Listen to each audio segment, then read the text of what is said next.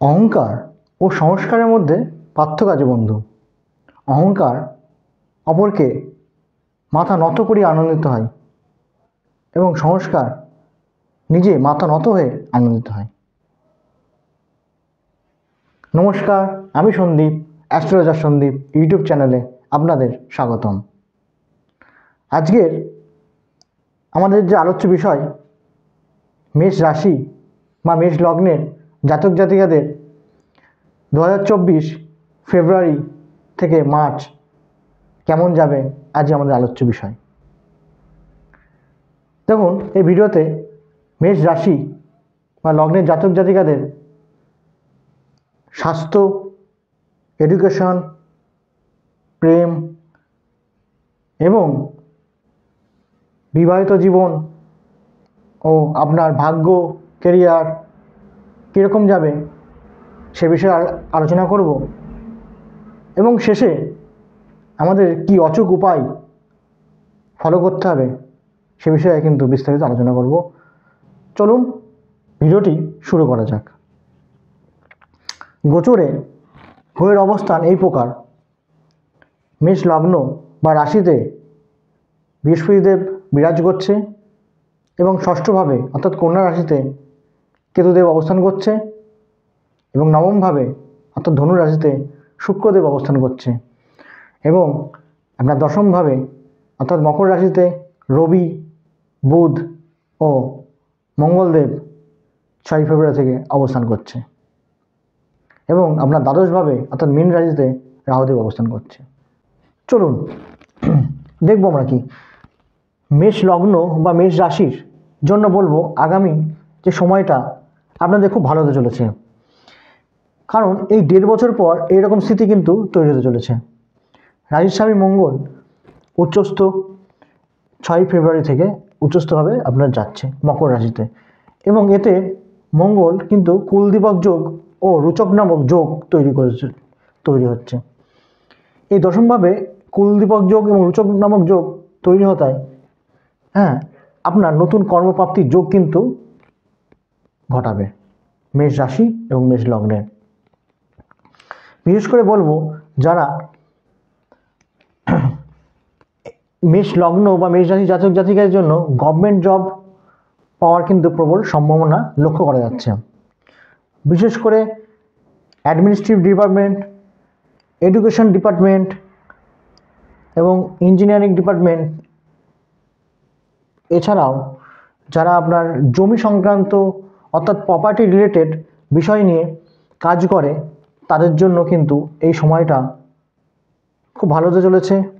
আবার কাদের জন্য যারা টেকনোলজি বিষয়েও যারা নিয়ে কাজ করে তাদের জন্য কিন্তু আগামী সময়টা খুব লাভদায়ক হতে চলেছে।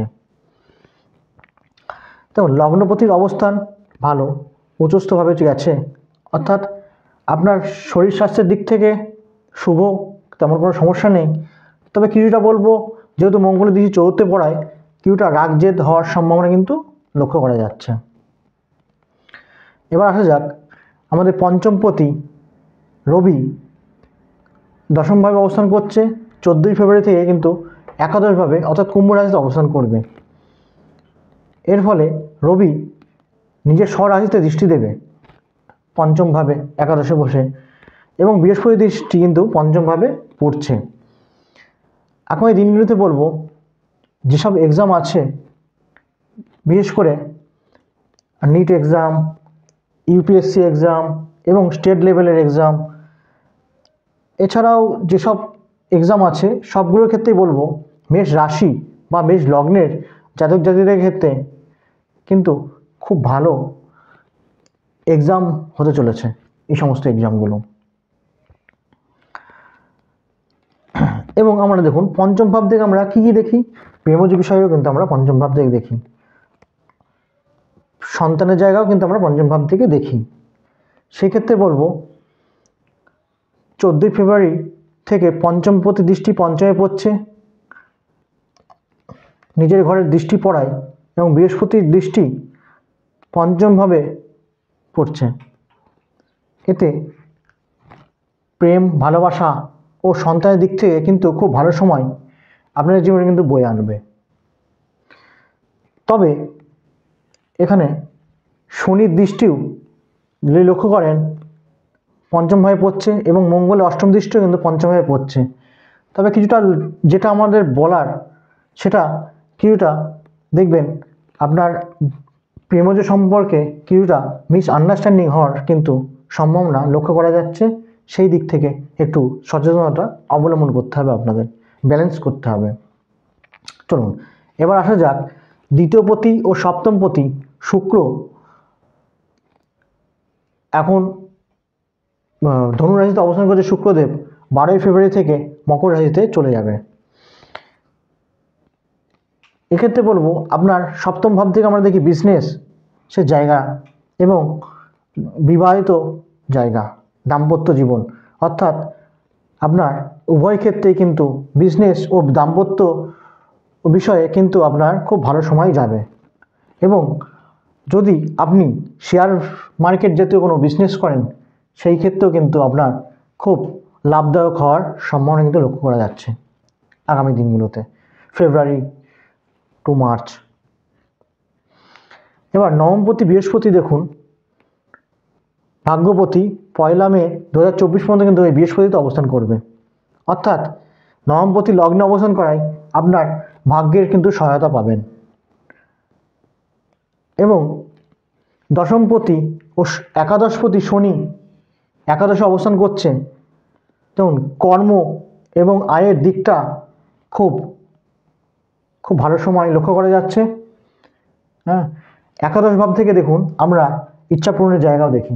অর্থাৎ একাদশ ভাবে শনি মহারাজ বসে আপনাদের কিন্তু ইচ্ছা পূরণের জায়গা কিন্তু তৈরি করবে।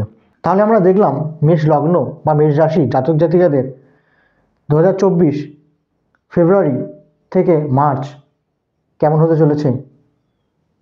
এবার আমরা জানবো কি অচুক উপায় আমরা ফলো করতে পারি।